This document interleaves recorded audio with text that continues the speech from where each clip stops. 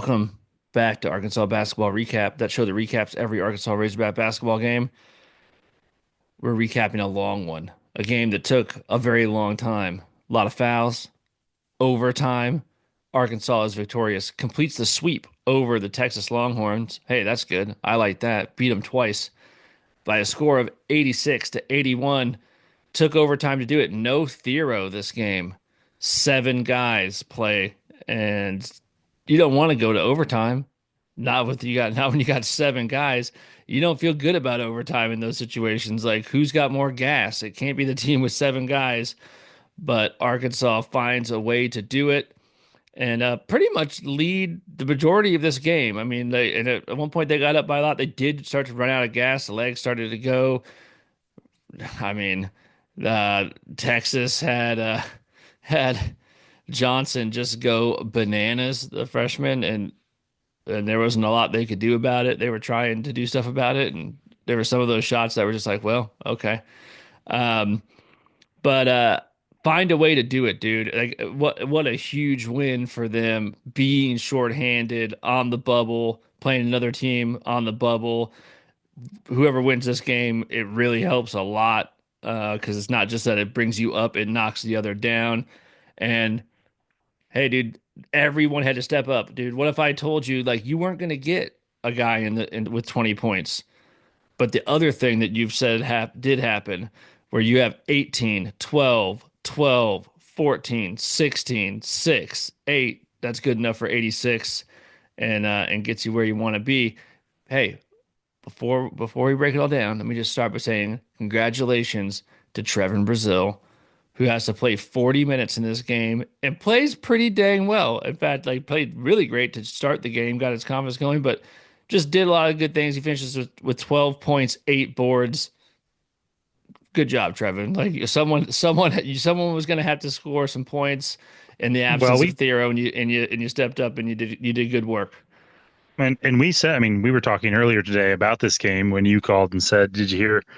Thero's out," and we actually I just said, like, listen, I mean, I don't like that. I mean, that I think that gives Texas the advantage just because of how limited our players are. The fact that Texas is one of those teams that you do need to play pretty tight defense on a lot of their players, and I thought that was going to lend itself to, trying to overextend on someone like their star player, that somebody like Billy Richmond was going to stack up fouls quickly. I mean, he's fouled out several games, and the fact that we need him for more minutes, it's like, what are the chances he's going to be able to play the whole game? And then we were the weird lineups that this creates with the ability, we were talking about how his Big Z and Adu were going to have to play at the same time for portions of the game. Brazil was going to have to stay a bunch of guys and play a ton of minutes. And the one thing we said is, like, the only thing that you can hope is that those guys that haven't been playing as well, like Brazil, and even I think Adu to a certain extent, you go, there is something about, if you've ever gotten even on a pickup team, where sometimes when, if you're a guy that's not that great of an offensive player or whatever, and you look around, you have great offensive players, you just know that you're a screen setter, and you hesitate when you get an open look because you're like, I know I'm not the best option for shooting Yeah. this. But then you look around, you get on a team, and you're like, nobody here can score. It just takes a lot of that weight off, and you go, I'm gonna have to put some shots up because we need people that can score. And I mean, I said this to you earlier today. I said, my hope is that Brazil can shoot. It ain't like he can't shoot. I'm hoping that, like, when if Cal tells him, hey, if it's open, we got to let it rip because we got to have points from somewhere. Somebody's got to make up for, our loss of players. And it did feel like that happened. It felt like he played way more free, way more relaxed, but also way more disciplined on defense. He was very Hmm. careful, and did a good job covering some, double teaming a few times and then getting back to his man. So yeah, I mean, it's going to be very hard to pick a player of the game because this game was so long, and it feels like I started this game. I mean, it's freaking almost midnight right now, and Sports Center was like 10 minutes long because we ate into this game. But there were so many different moments where different guys stepped up Yeah. that and because you just couldn't afford to not have any part of that. Obviously, we're down by one with, seconds left. So it's going to be difficult to pick because everybody had their little stretches or moments that we couldn't have done without. Yeah, they really did, dude. I mean, like literally everyone that played. I mean, so Big Z like kind of quietly leads you in scoring again with 18, but hits three threes. Was had like man, I loved it when he got the ball in the post one time and just lowered his shoulder. He's not a big guy. He's a tall guy. He's not a big guy.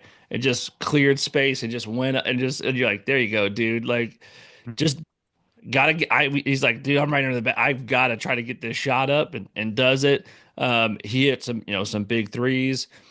So he's doing that stuff. Knox had moments where he went one-on-one ISO and was just getting to the bucket.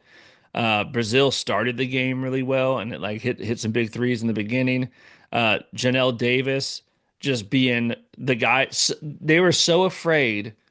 So Janelle Davis is shooting like 90% from the free throw line, and he does that in this game. Like he was 7 of 8, but hit four big ones in a row.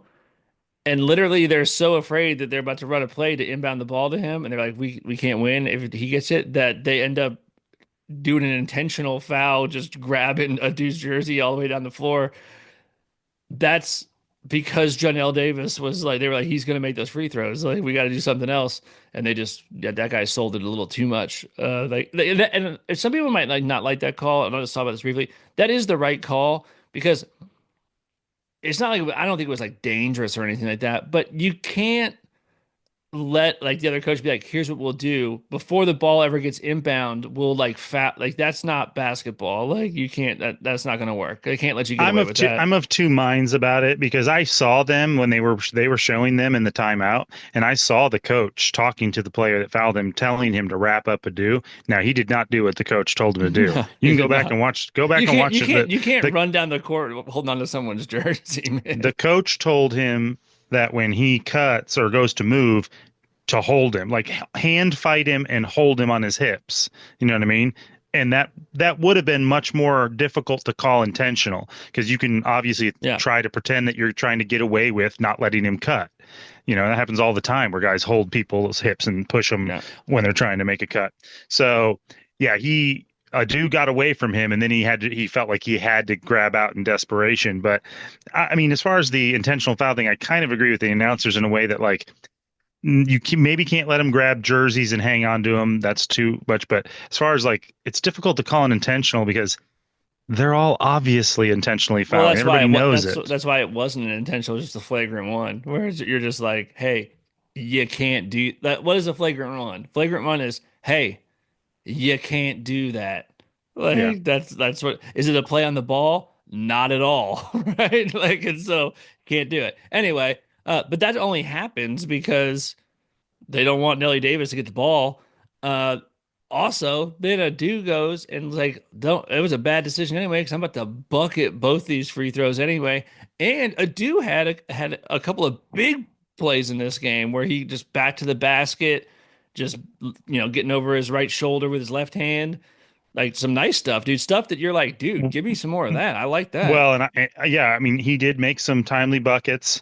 I thought his biggest stuff though was like the little unsung stuff. He was very good defensively, very solid, and in ways that don't show up. Like it wasn't necessarily, although he did have some blocks and stuff.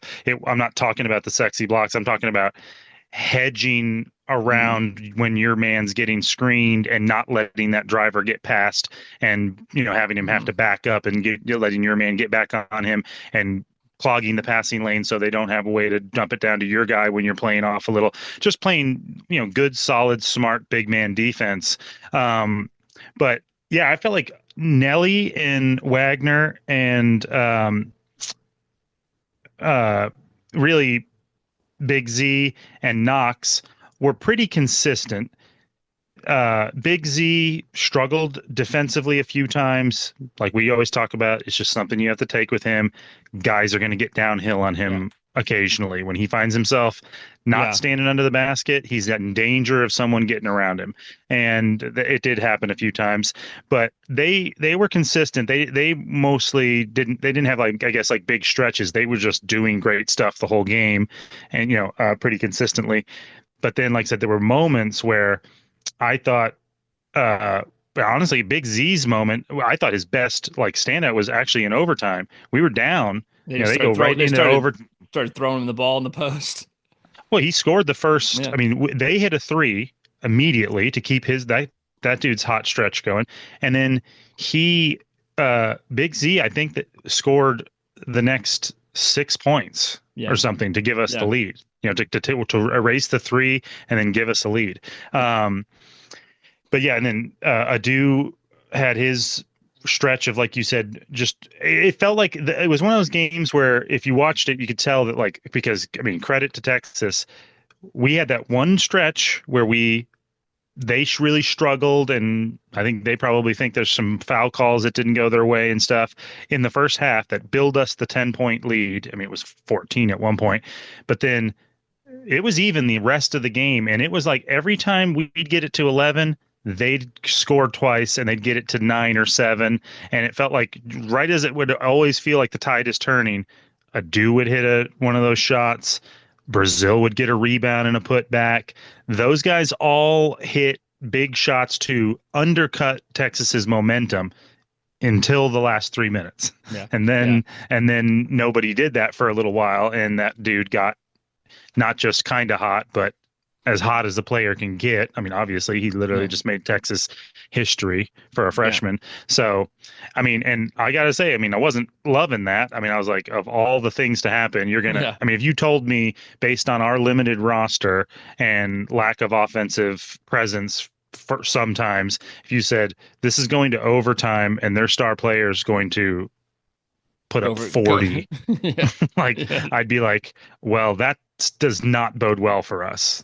Yeah. I mean, and yeah, and it wasn't even like the defense was bad. I mean, they were paying tons of attention to him. Some of those things are just like the one step back corner one that he hit. I'm just like, well, I mean, whatever, dude. Like, There's just some whatever. guys when they get hot, they're the kind of guys that don't stop moving even when they're even like through the shot.